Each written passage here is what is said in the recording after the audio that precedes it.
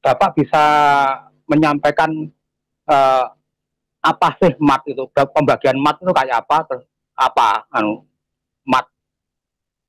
Karena itu sudah saya lupakan semua, Pak. Karena itu sudah nggak ada gunanya bagi saya. Jujur saya katakan, sekarang itu Saya agak aneh ketika Bapak mempelajari tasawuf, tapi Bapak masih Ratu Adil di akhir zaman adalah Isa Al-Masih di situ. Bahasa tertolak apa tertolak karena alamatnya palsu. Artinya alamatnya nggak jelas. Di mana nggak jelasnya? Saya harus berdoa kepada siapa? Intinya syariat itu sudah campur tangan manusia. Al-Quran yang sekarang artinya sudah beda. Bapak mendapat syariat dari mana ini, Pak? Dan pemahaman Bapak seperti apa? Maka cukup, Pak. Saat di dunia. Sudah cukup, Pak. Karena jawaban Bapak di luar syariat, ya selesai. Campur tangan manusia terhadap syariat itu apa maksud Bapak? Jadi itu bukan syariat, Pak. Itu namanya kias. Oke. Pertanyaan saya, Islam yang mana yang berbicara tebusan, Pak? Saya tanya sekali dulu sebelum saya jawab semua. Saya tanya, Syekh Siti Jenar itu Islam apa enggak? Bapak tahu nggak sih konsep doa dan konsep ujian bagi orang-orang beriman? Bapak tahu? Jadi Pak Yusuf tidak paham Islam, jadi Pak Yusuf nggak usah ikutan. Dengarkan saja. Bukan masalah tidak paham Islam, Pak. Bahkan kalau menurut saya, Pak Slamet ini jauh lebih paham daripada Bapak. Jadi Bapak tidak boleh menghakimi. Kalau tidak ada penghakiman, berarti tidak ada kebenaran di dalam Islam. Itu maksud Bapak. Harus ada benar itu benar, salah itu salah. Coba utarakan pemahamanmu. Kita bicara Islam, jangan kami di sini. Masih di Islam saya datang, pasti itu. Nah, pasti. Sekarang saya kasih tahu ya. Datang di situ ya, biar di luar sana tidak disesatkan dengan asumsi Anda. Paham? Mengurai atau hukum tetangga lain itu sudah nggak bisa masuk sekarang gitu loh. Pak, saya tidak bicara Bapak dalam keadaan Nasrani. Saya bicara Bapak mengaku Islam, membicarakan ayat Al-Quran. Saya sarankan jangan sok tahu tentang Islam kalau Anda udah terima yang lain, oke? Bapak jangan bicara, jangan sok tahu. Saya tidak pernah sok tahu, Pak. Saya dari awal sudah bilang itu yang saya tahu loh. Bukan sok tahu itu yang saya tahu. Tadi Anda mengatakan...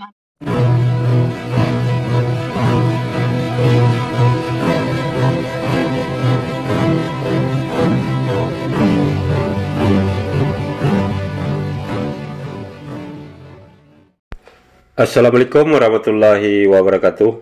Alhamdulillahillazi an'amana bi ni'matil imani wal islam. Asyhadu an la ilaha illallah wahdahu la syarikalah wa asyhadu anna Muhammadan abduhu wa rasuluh.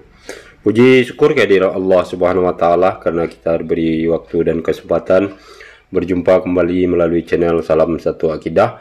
Semoga kita semua dirahmati Allah dan diberi kekuatan serta keteguhan hati di dalam iman Islam untuk terus meningkatkan iman serta ketakwaan kita kepada Allah Subhanahu wa taala. Baiklah saudaraku semuanya, pada kesempatan kali ini saya akan menampilkan sebuah video diskusi ya, yang mana ini ada lagi seorang yang mengaku murtadin ya. Dan yang menarik dari pengakuan si bapak ini adalah ketika dia memahami Islam tidak berdasarkan syariat ya, yaitu Al-Quran dan hadis, tetapi berdasarkan aliran tertentu, sehingga penjelasannya tentang ayat-ayat Al-Quran yang coba dia salah artikan itu nanti akan ketahuan ya melalui pertanyaan-pertanyaan yang diajukan Pak Cabe dan juga Pak Syahrul. Dan yang lebih mengherankannya lagi, orang ini mengaku sudah masuk ke tahap tingkatan tasawuf ya, serta makrifat, namun dia melandaskannya kepada Al-Quran, namun makna dari ayat Al-Quran tersebut dipelesetkan tidak sesuai dengan yang seharusnya. Nah, bagaimana nanti usaha dari Pak Cabe dan Pak Syahrul untuk memberikan bantahan serta meluruskan pendapat dari si bapak yang mengaku murtadin ini, kita akan saksikan bersama. Namun terlebih dahulu saya mengucapkan terima kasih yang setinggi-tingginya kepada saudaraku semua yang sudah mendukung channel ini dengan subscribe, juga yang baru bergabung jangan lupa subscribe, like, serta di-share. Dan kita dukung semua channel Islam juga untuk terus membentengi umat dari upaya pemurtatan serta penangkalan akidah umat Islam. Langsung saja kita simak videonya. Selamat menyaksikan.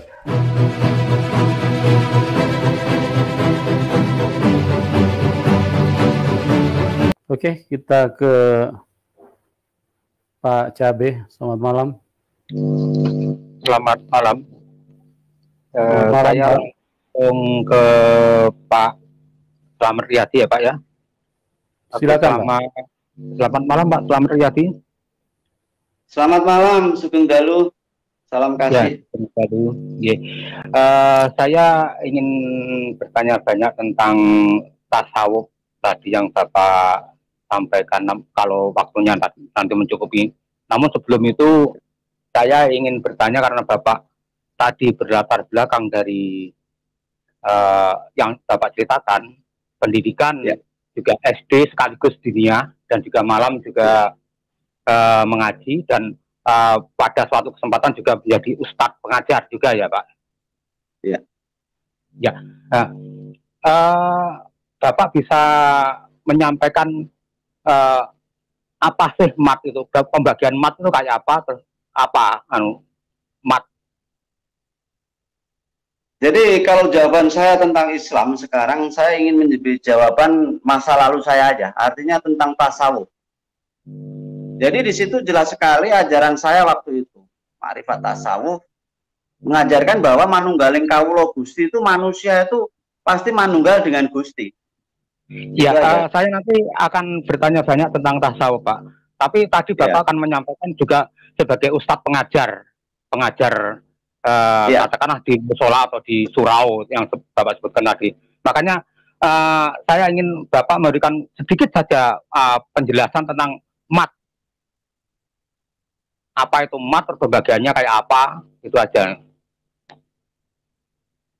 Karena itu sudah saya lupakan semua Pak, karena itu sudah nggak ada gunanya bagi saya. Jujur saya katakan, sekarang itu saya hanya mencari keselamatan waktu itu. Dan sekarang saya sudah menemukan, jadi itu kalau dibahas, saya rasa sudah nggak penting gitu loh. Apalagi doa-doa yang pakai bahasa Arab yang saya sendiri waktu itu nggak paham, tapi harus saya hafalkan.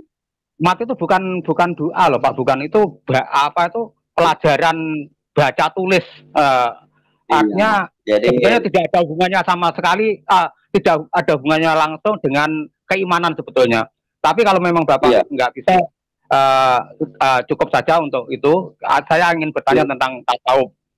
Bahwa tasawuf yang Bapak pelajari, tasawuf kejawen, yang intinya mempelajari tentang sangkan parangan dumadi, sampai nanti pada hakikatnya adalah manunggaling kawulolan Gusti.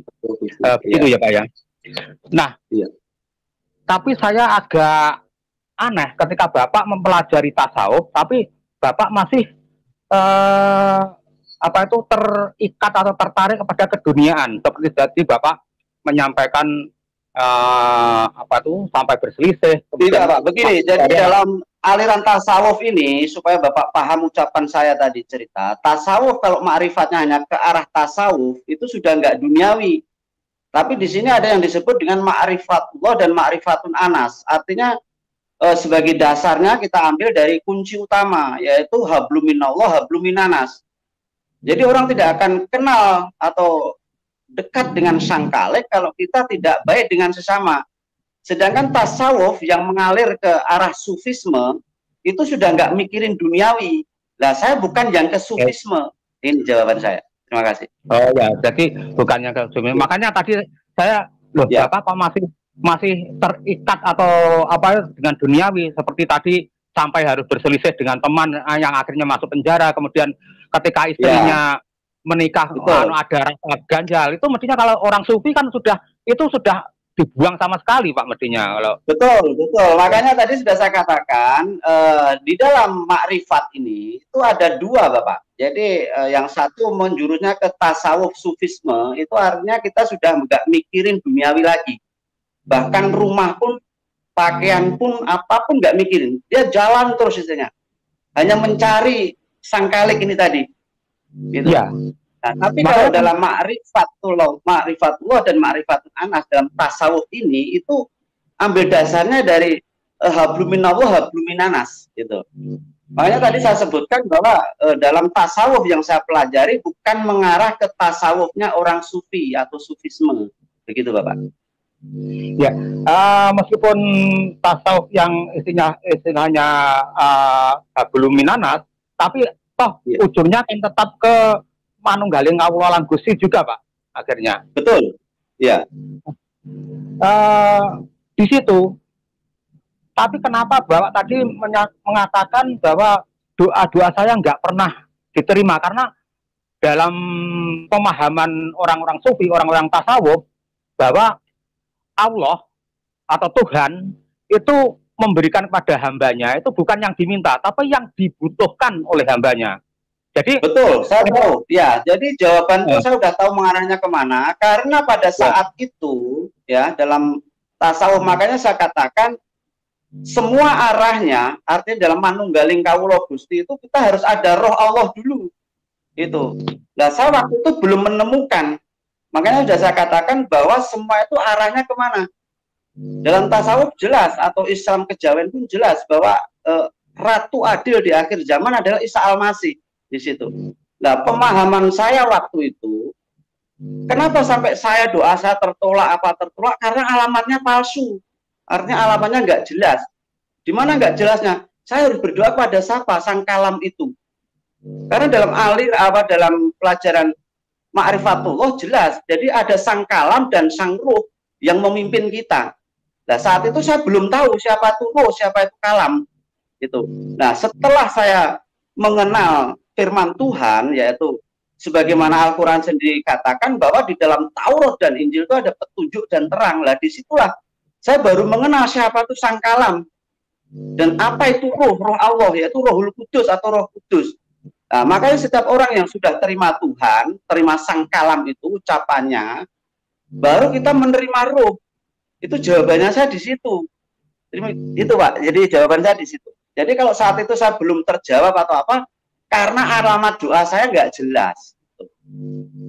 Oke, Pak, saya sendiri nggak mau terlalu jauh ke tasawuf, soalnya saya orang syariat, bukan orang tasawuf, jadi saya tidak terlalu dalam ke sana. Cuma saya sendiri mohon maaf dari awal sudah saya katakan untuk saudara-saudara saya yang masih Muslim apa semua, saya tidak pernah membenci. Dan saya sangat mengasihi seperti itu. Dan apa yang saya sampaikan adalah pengalaman hidup saya. Karena apa? Di dalam Islam sendiri, beda mazhab pasti beda penafsiran. Seperti itu. Karena dalam Islam kan ada Al-Quran, hadis, dan syirot. Artinya apa yang mau dipakai, kan di situ. Kalau kita bicara tentang syariat fikih, otomatis setiap mazhab pasti sudah berbeda. Di situ. Begitu juga dengan mazhab yang disebut sufisme, tapi yang diikuti Syekh Siti Jenar pada saat itu sebenarnya bukan itu. Hanya dalam ajarannya memang dia tidak mau terima yang disebut syariat, karena intinya syariat itu sudah campur tangan manusia. Gitu. Jadi manusia menghendaki itu pelajaran yang saya terima. Jadi bukan saya menjelekkan atau apa, itu bisa diterima bisa tidak begitu Bapak.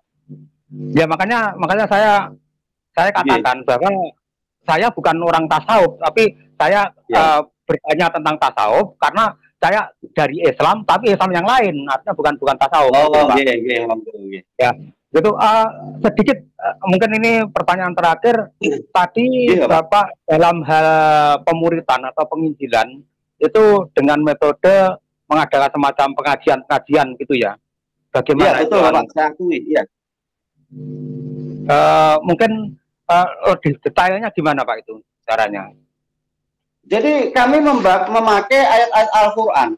Artinya itu sebagai jembatan. Ini jujur saya katakan, ini bukan saya apa istilahnya menghinakan atau menghujat, tidak.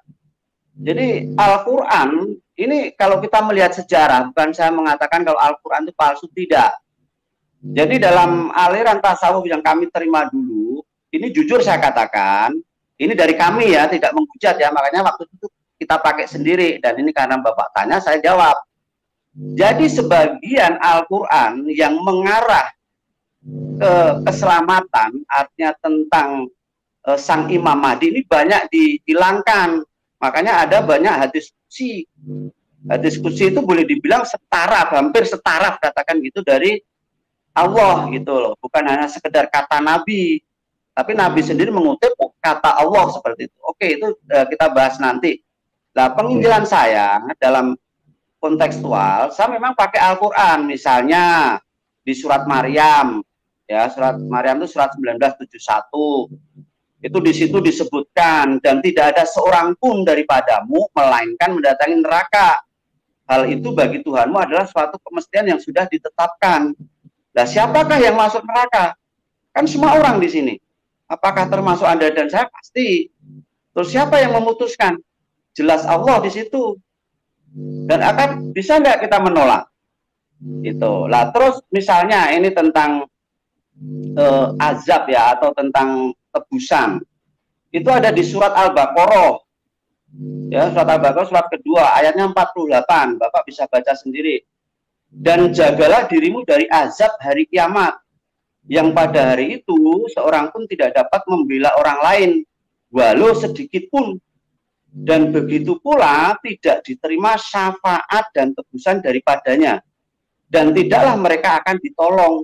Nah, itu masih banyak lagi yang mengarah bagaimana kita itu mengenal sang juru selamat. Itu.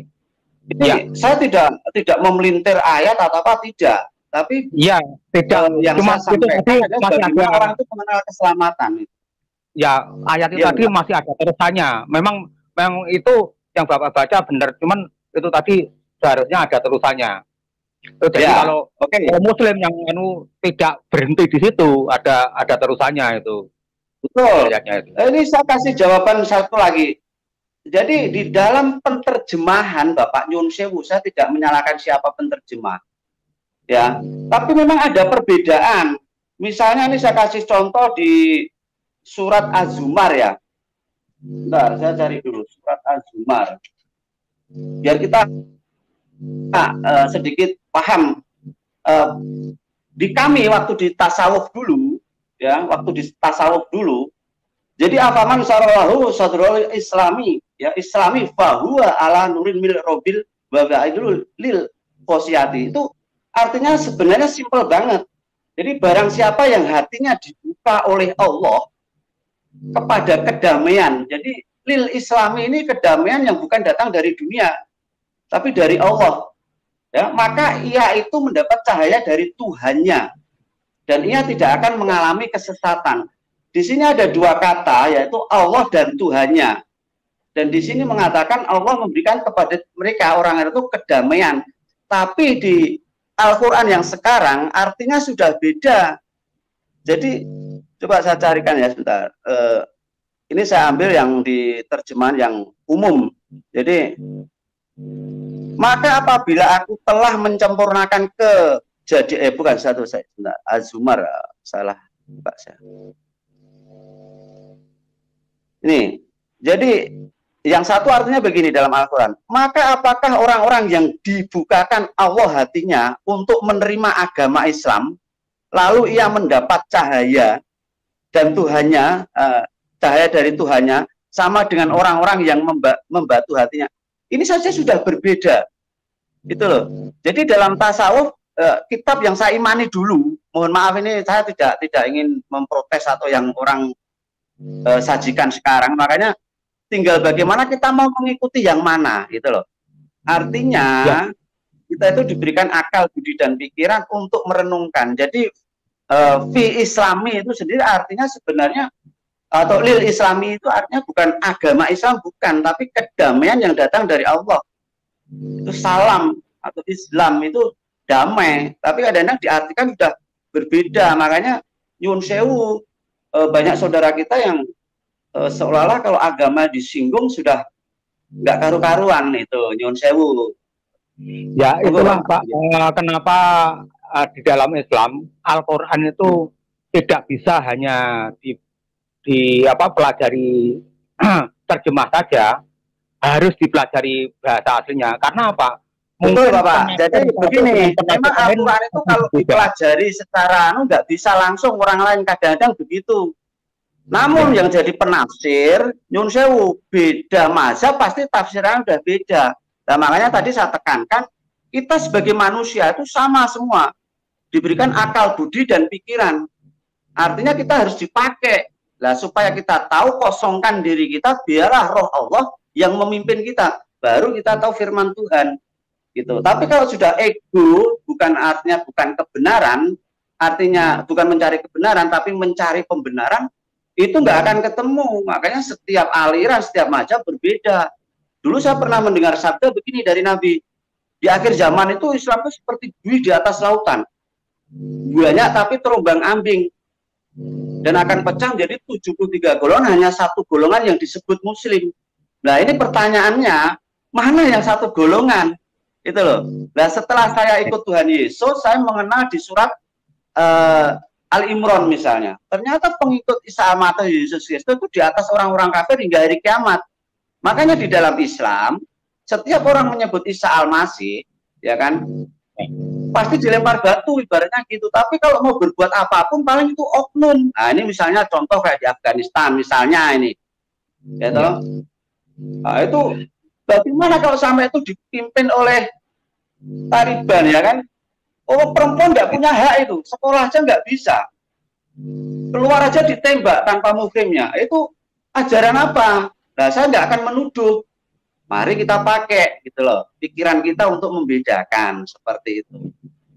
Tentang pengikut Isa yang Bapak katakan apa itu yang lebih baik, itu pemahaman Bapak dengan pemahaman Islam berbeda, karena itu, tapi saya tidak menyalahkan, silahkan Bapak punya pemahaman. Iya, betul, jelas berbeda Bapak. Saya akui berbeda, karena orang Islam sendiri, ini saya jawab dulu, jelas berbeda saya kan kata Bapak ya, karena orang Islam sendiri pengetahuan tentang Injil saja sudah salah. Orang Islam mengatakan Injil itu diberikan Allah pada Isa Al-Masih, padahal tidak seperti itu. Injil itu menceritakan tentang Isa Al-Masih. Isa Al-Masih itu ya Injil itu yang ditulis oleh para muridnya. Nah, ini pengertiannya aja udah salah, gimana mau bisa sama kan begitu. Namun kalau kita tarik garis benang merahnya, karena dalam sejarah mengatakan bahwa istri Nabi Muhammad itu seorang Nasrani dan keluarganya itu seorang pendeta, paling tidak mengarahkan ke situ, walaupun cara penyampaiannya mungkin ada salah atau berbeda. Namun garis besarnya arah kita kemana? Ke keselamatan. Beragama itu cari apa? Bukan sekedar syariat atau fikih, tapi keselamatan yang pasti, yaitu mengenal Allah yang sejati. Makanya di dalam di dalam Ali Imran, Yesus itu dikatakan yang terkemuka, berkuasa dunia akhirat. Bayangkan itu Al-Quran mengatakan, tapi kenapa orang nggak mau menyelami? Nah ini, makanya kita ayo pakai akal. Nah itu yang pemahaman Islam dan Kristen berbeda. Bapak sebagai orang Kristen punya pemahaman seperti itu juga silahkan, tapi juga jangan memaksakan orang Islam untuk memahami seperti Bapak, karena seperti yang saya katakan tadi, bahwa pengikut Isa yang dimaksud dalam Al-Quran menurut pemahaman Islam adalah Al-Hawariyun, artinya orang-orang yang saya tidak pernah memaksakan Bapak, makanya tadi saya bilang dalam arti ayolah kita belajar lagi gitu loh. Jadi karena kalau kita hanya fokus dengan ajaran yang sudah diterima, artinya tentang doktrin-doktrin yang sudah diterima, akal pikiran budi kita buntu. Demi Tuhan saya katakan buntu. Itu karena apa? Sekarang contoh beginilah, kalau kita hanya mengatakan istilahnya itu, oh ya benar kata itu, atau artinya oh ya saya ikutin itu, apapun yang terjadi, itu artinya pikiran kita terbelenggu. Ayolah di zaman seperti ini yang sudah terbuka, belajar sejarah Islam. Ini saya katakan belajar sejarah Islam. Jangan hanya kata kiai, kata ustadz, tapi kita bisa belajar lagi. Jangan takut dosa. Kalau kita sudah terbelenggu takut dosa untuk mencari kebenaran, nggak akan menemukan kebenaran. Yang dicari hanya pembenaran. Ini nyuwun sewu, saya tidak pernah memaksa Muslim untuk masuk Kristen, enggak. Tapi saya hanya memberitakan kebenaran, kabar Injil atau kabar baik. Itu. Karena kalau Bapak pernah belajar nyuwun sewu, ini saya nggak merendahkan apa, demi Tuhan nggak pernah saya merendahkan orang. Tapi ayolah kita belajar tentang Al-Quran dulu, bagaimana dia turunnya ya. Jangan cuman katanya dia turun ke Muhammad terus jadi Al-Quran itu. Bukan. Karena sejarah Al-Quran ini panjang. Setelah Nabi meninggal, dikumpulkan oleh Hafsah, jadi ada disebut kitab Hafsah, setelah itu diperbarui lagi dengan Utsman, yang kitab Hafsah dibakar, habis, jadi nggak ada yang aslinya. Tapi ada kemungkinan masih ada yang lain, lah itu yang menyebar ke Persia, ke Irak, ke Iran, yang belum masuk ke Utsman itu yang otentik, tapi nggak pernah diakui. Sedangkan kitab Utsman sendiri, kalau kita belajar sejarah, itu sudah tidak ada, itu sudah perbaruan lebih dari 20 atau 30 kali. Itu. Jadi ini saya tidak membahas tentang keyakinan atau iman, tapi membahas sejarah, Bapak. Nun sewu, ya. Bisa satu hal yang saya setuju bahwa kita memang perlu belajar lagi. Namun demikian, kami sebagai orang Islam tentu belajarnya bisa ke orang-orang Wahabi atau orang-orang Sunni atau ke orang-orang Islam yang lain, bukan ke orang Kristen. Yang jelas seperti itu, Pak. Jangan belajar ke orang Kristen, Pak, tapi belajar pada orang-orang yang ngerti sejarah. Kalau untuk Islam, kalau belajar ke orang Kristen nanti Bapak sudah dengar Kristen aja udah nggak seneng kok. Iya, makanya orang Islam saya akan belajar ke Ustadz Wahabi, ke Ustadz Nahdlatul Ulama, ke Ustadz Muhammadiyah, dan itu itu betul. Tapi ada kelirunya di sini, Pak. Mereka juga menyimpan sesuatu yang tidak diungkapkan. Makanya kalau mau belajar netral, ini saya kasih tahu caranya. Belajar dari sejarah. Sejarah itu tidak pernah berbohong. Baik orang mengenal Tuhan atau tidak, misalnya Mojopahit itu pernah ada. Semua mengatakan ada, sejarahnya ada. Gitu loh. Misalnya Yesus itu pernah ada, sejarahnya memang ada. Gitu. Itu bisa dibuktikan secara arkeologi, secara sejarah. Jadi kalau kita mau masuk ke rohani, kalau sudah terbuntu dengan satu keyakinan, oh pokoknya ini, itu pikiran kita udah terbelenggu. Makanya kita diberikan akal budi dan pikiran untuk mengarah ke itu. Jadi orang Islam harus belajar tentang Islam yang sesungguhnya. Bagaimana itu sejarahnya apa. Bukan semua kitab. Nah, nanti baru tahu. Dalam belajar saya pun tidak menelan mentah-mentah. Makanya tadi di awal kan saya mengatakan saya bukan orang sufi, tetapi saya juga mempelajari tentang tasawuf, tapi semuanya tasawuf itu saya telan mentah juga enggak. Saya juga belajar dari Ustadz Wahabi, tapi tidak semuanya saya telan. Saya juga belajar dari Ustadz Kiai NU, tapi tidak semuanya saya telan juga. Jadi pokoknya intinya saya berharap intinya begini, ayolah kita mencari kebenaran, bukan mencari pembenaran. Jadi kalau kita mau mengerti tentang kebenaran, buka dulu istilahnya itu tabir kefanatikan. Dulu saya waktu masih pakai tabir kefanatikan nggak bisa menyelami. Tapi setelah kefanatikan itu saya buang. Ini nasihat dulu kiai saya, Pak Kiai Mansur almarhum. Jadi beliau ini pernah ngajarin saya begini. Le nek kowe golek ilmu karo sapa wae. Sok nosek banyu sing ning gelas kuwi. Artinya buang dulu semua ilmumu. Baru nanti ilmu itu bisa masuk. Gitu. Artinya kalau kita mau belajar ilmu, kita sudah merasa ada isinya, ya itu nggak akan pernah masuk. Bisa campur aduk malah tambah mumet. Tapi kalau diselekisi atau dipindah tempat lain lah katakanlah, bukan berarti dibuang total, itu enggak. Tapi biar ilmu itu masuk. Setelah itu direnungkan. Kok kita kok kurang cocok. Belajar lagi, ini buang dulu atau selehkan dulu. Seperti itu. Jadi misalnya saya belajar Injil katakanlah, saat itu tasawuf saya harus saya lepas dulu. Baru setelah saya lepas, loh kok Injil seperti ini?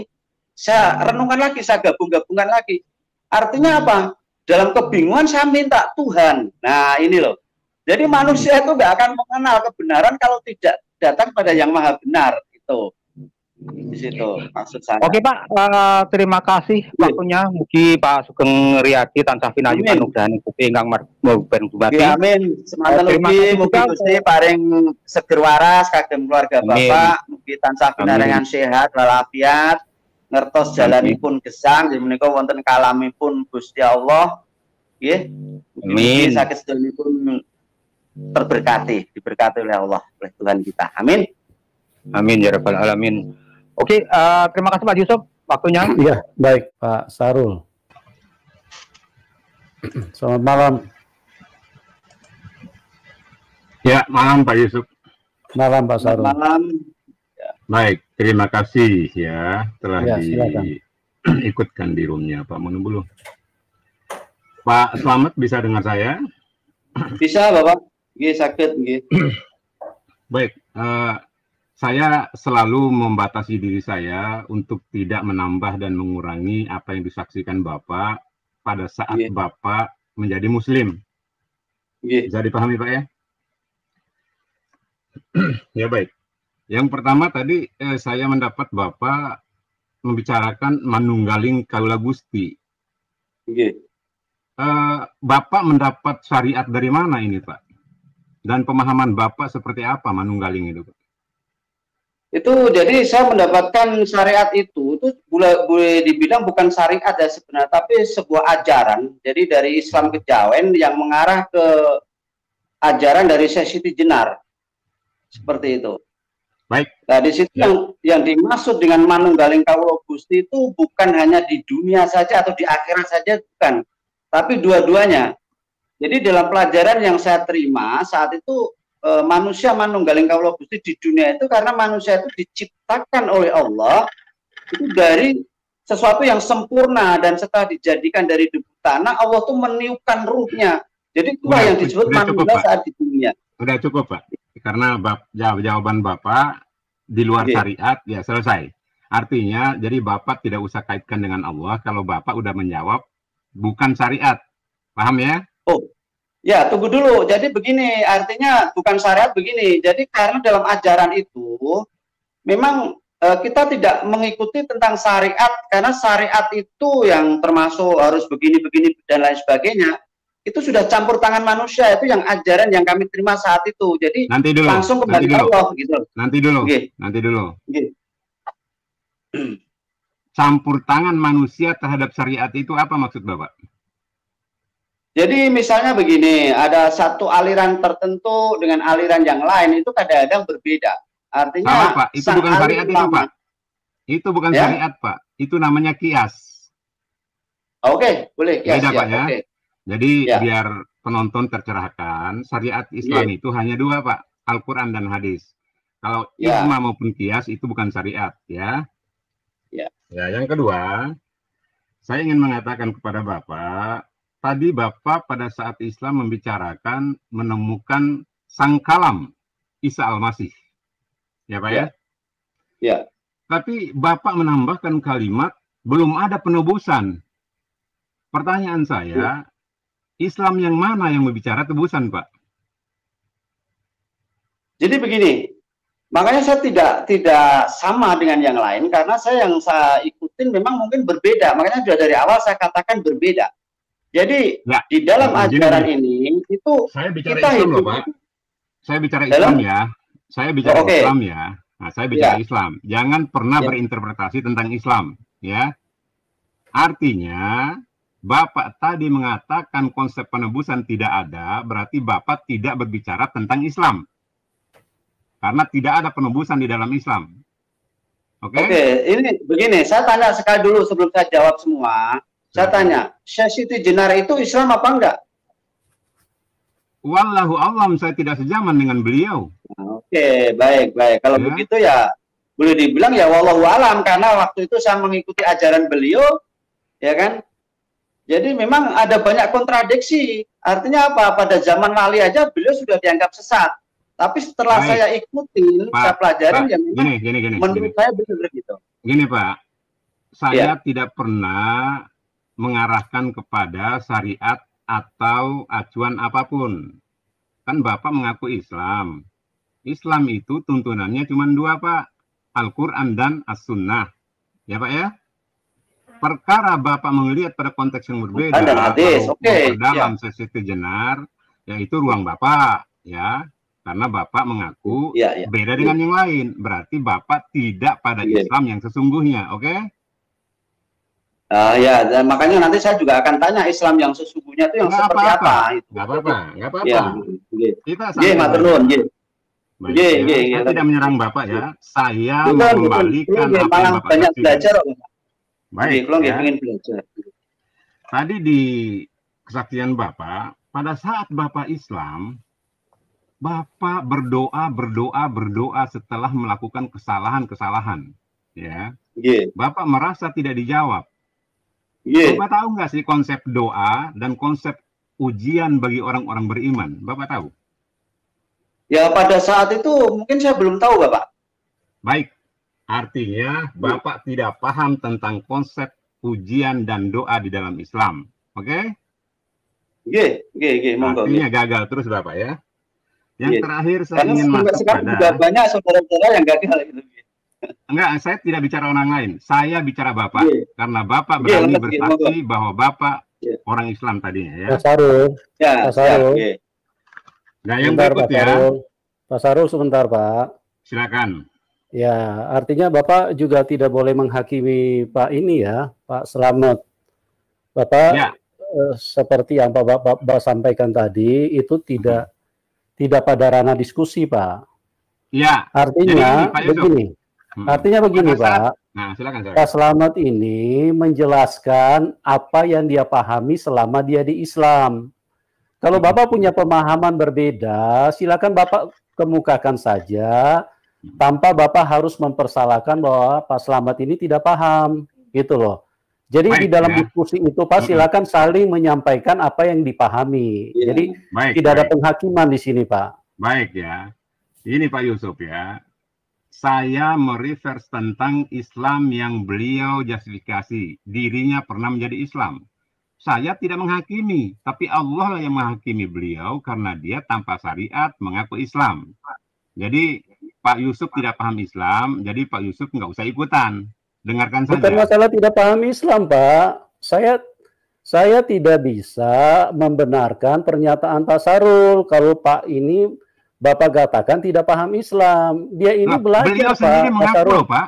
Beliau ini belajar, saya Pak. Beda.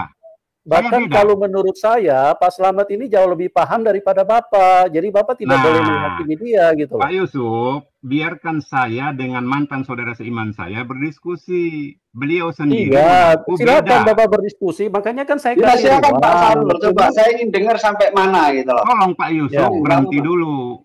Ikuti saja. Oke. Tapi tolong jangan memberikan penghakiman, Pak. Silakan Bapak sampaikan aja apa yang Bapak pahami gitu loh. Silakan. Kalau tidak ada penghakiman berarti tidak ada kebenaran di dalam Islam. Itu maksud Bapak. Harus ada benar, salah ya. Saya nambung dikit sebelum saya nambung dikit. Nanti dulu Pak, Bapak bisa tanya ke saya nanti ya. Nanti. Ya, jadi saya tahu bahwa pedoman orang Islam itu Al-Quran dan hadis. Sebentar, ya. Kesaksian Bapak masih ada lagi satu nih ya. Tadi Bapak mengungkapkan tentang Al-Maidah Al-Maryam 71. Maksud Bapak apa itu? Jelaskan. Ya Bapak belajar Nabi untuk pemahaman kami kok, gitu. Coba utarakan pemahamanmu. Kita bicara Islam, jangan kami di sini. Ya kalau kan gini Bapak, kan sudah saya katakan. Setahu saya loh ya, Islam itu kan udah banyak mazhab. Makanya kalau beda penafsiran lumrah. Saya bicara Maryam 971, silakan bahas. Baik, jadi ini bicara tentang dan tidak ada seorang pun daripadamu melainkan mendatangi neraka itu. Hal itu bagi Tuhanmu adalah suatu kemestian yang sudah ditetapkan. Bapak datang nggak nanti di sana? Bapak datang nggak? Saya sudah punya juru selamat. Kalau dulu iya pasti. Saya bicara Anda lagi Islam. Datang. Iya, kalau saya masih di Islam saya datang pasti itu. Nah, pasti. Sekarang saya kasih tahu ya. Datang di situ seluruh manusia itu datang. Tapi baca di 72-nya Pak, siapa yang Allah selamatkan? Baca lagi 72-nya Pak. Baca 72-nya apa? Jadi begini Bapak. Saya sudah memahami itu semua, cuman saat itu saya belum punya juru selamat. Saya masih insya Allah. Jangan bicara yang lain. Itu. Jangan bicara yang lain. Nah, ini pemahaman saya. Jadi kalau saya mau untuk memahami yang itu lagi, sudah saya tinggalkan. Artinya saya sudah menemukan kedamaian. Islam yang Anda bawa, ya.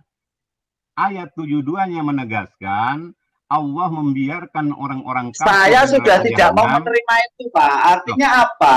Itu sudah saya tinggalkan sekarang. Anda tanggung jawab, ya. Biar di luar sana tidak disesatkan dengan asumsi Anda. Paham? Jadi saya tidak pernah menyesatkan, saya menceritakan, makanya suruh pakai akal budi. Gitu loh. Enggak, saya membacakan kok. Supaya mereka belajar. Anda nggak punya syariat. Akal budi dari mana? Tanpa syariat gugur.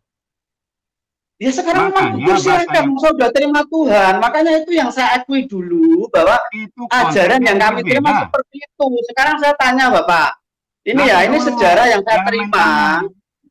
Hadis itu muncul kapan? Itu loh. Nanti dulu, jangan main tanya dulu. Tujuan tadi Allah menyiapkan neraka dan menetapkan orang-orang kafir dan jolim itu di neraka. Dan Allah menempatkan orang-orang yang bertakwa itu di surga. Itu ayat 72-nya, Pak. Siapa yang bertakwa? Oke, saya paham, Bapak. Sekarang saya minta waktu sedikit aja. Sedikit aja. Begini. Nanti Bapak bisa jawab, biarkan saya dulu ya. Siapa yang bertakwa menurut Allah? Baca di Al-Imran ayat 102. Ya ayyuhalladzina amanu taqullaha haqqa tuqatih wa la tamutunna illa wa antum muslimun. Disitulah ketakwaan orang Islam. Jangan mati kecuali dalam keadaan Islam. Itu Pak jawabannya yang selamat ke surga. Tuh, jelas Bapak. Ini wekdal niku walaupun mati dalam Islam misalnya wekdal niku mboten gak ada jaminan. Niku le. Silakan bertanya. Jadi ngeten pun kok jane pun mboten ajeng tanglet, udah ndak mau tanya, tapi ini yang saya garis bawahi saya begini. Kalau kita Bapak bertanya, tadi Bapak udah gagal memahami Maryam 71. Ya. Jadi begini. Oke, bukan begitu. Artinya begini, kalau kita menjawab, katakanlah kita itu sudah punya rumah tangga masing-masing. Hukum satu rumah tangga kita, saya misalnya, terus tak pakai untuk mengurai atau hukum tetangga lain itu sudah nggak bisa masuk sekarang gitu loh. Pak, saya tidak bicara Bapak dalam keadaan Nasrani. Saya bicara Bapak mengaku Islam, membicarakan ayat Al-Quran. Makanya saya katakan itu gagal. Oke, tidak apa-apa. Saya katakan itu gagal. Menurut Bapak betul. Pak Sarul, tolong jangan dipotong dulu Pak Sarul. Kasih makanya saya gagal memahami, saya terima Tuhan. Gitu loh. Ya, itu aja. Betul. Oke, tidak apa-apa. Ya memang saya gagal memahami Pak Sarul. Saya sarankan jangan sok tahu tentang Islam kalau Anda udah terima yang lain, oke? Bapak jangan bicara, jangan sok tahu, Pak saya Sarul. Tidak sok tahu, Pak. Saya dari awal sudah bilang itu yang saya tahu loh. Bukan sok tahu itu yang saya tahu. Tadi Anda mengatakan Anda gagal. Sekarang begini Pak Sarul, sebentar Pak Sarul. Sebentar. Kalau misalnya Pak Slamet bilang Anda sok tahu, bagaimana menurut Bapak? Oh, saya tidak pernah mengklaim. Loh, Bapak mengklaim bahwa Pak Slamet adalah orang yang sok tahu. Bagaimana kalau seandainya kalimat itu diarahkan ke Bapak gitu loh? Orang yang udah mengklaim lalu dia mengatakan gagal, apa itu namanya? Sok tahu kan? Bapak itu kan pernyataan Bapak yang mengatakan kalau dia gagal. Jadi pemahaman Bapak dengan saya itu beda. Dari awal saya mengatakan yang saya tahu seperti itu aliran saya, gitu loh. Lah kalau beda dengan Bapak terus nggak sepaham itu wajar, gitu.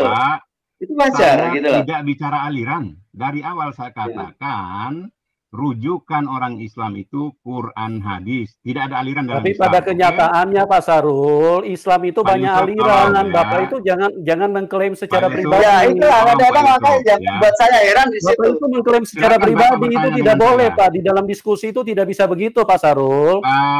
Selamat, silakan mau bertanya silakan. Silakan Pak Selamat. Saya rasa pertanyaan saya cuma satu itu tadi. Sesi Jenar itu waliullah atau Islam atau bukan itu aja. Ya kalau dia menabrak rambu Islam, ya tentu dia sesat. Kalau dia menjalankan syariat Islam secara baik dan utuh, tentu beliau adalah ulama. Oke, yang saya tanya sekarang kan beliau sudah meninggal, gitu loh. Beliau sudah meninggal. Menurut Bapak Islam apa bukan itu aja? Jawaban saya di awal kan udah jelas, Pak. Saya tidak pernah sejaman dengan beliau. Oh ya udah berarti nggak tahu ya, atau nggak bisa menjawab ya, nggak apa-apa ya. Oke, nggak tahu dengan nggak bisa beda toh Pak? Ya. Bagaimana saya melakukan ekspektasi terhadap sesuatu yang saya tidak paham? Paham? Ya betul, sama. Saya juga nggak pernah sejaman dengan Nabi Muhammad, nggak pernah sejaman dengan para imam atau apa sama. Saya aja nggak pernah sejaman sama Yesus, bagaimana sih? Ya. Oke? Betul, makanya itu udah ketemu jawabannya saya. Oke, makasih Bapak Sahrul. Ya, selamat malam ya. Selamat ya, malam. Sehat Ya, selalu ya. Pak Selamat ya. Amin, Salam, amin. terima kasih Pak Yusuf ya. Berkahi Pak Oke, Sahrul, oke. yes, dalu, nggih, matur nuwun. Nah, saudara kesemuanya, cukup menarik ya bagaimana pemahaman yang diusung oleh si bapak yang mengaku murtadin ini, karena dia mempunyai cara-cara yang halus ya, dan mempunyai kiat tersendiri. Memang kalau sepintas bagi kita umat muslim yang awam melihat si bapak ini bisa terkecoh ya dengan apa yang dipaparkannya. Kalau diibaratkan seperti orang yang sedang pertandingan sepak bola ya.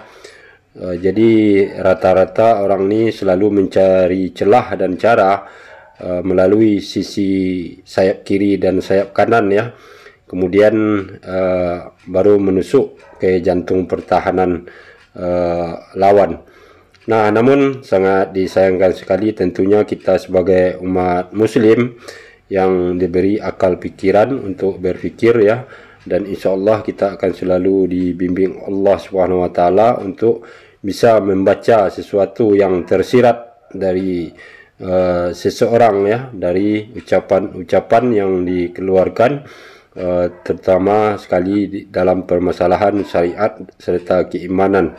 Mudah-mudahan kita dapat mengetahui kemana arah dari pembicaraannya tersebut, sehingga kita bisa selalu waspada serta bisa minimalisir ya, jangan sampai akidah kita sebagai umat muslim goyang serta goyah ya.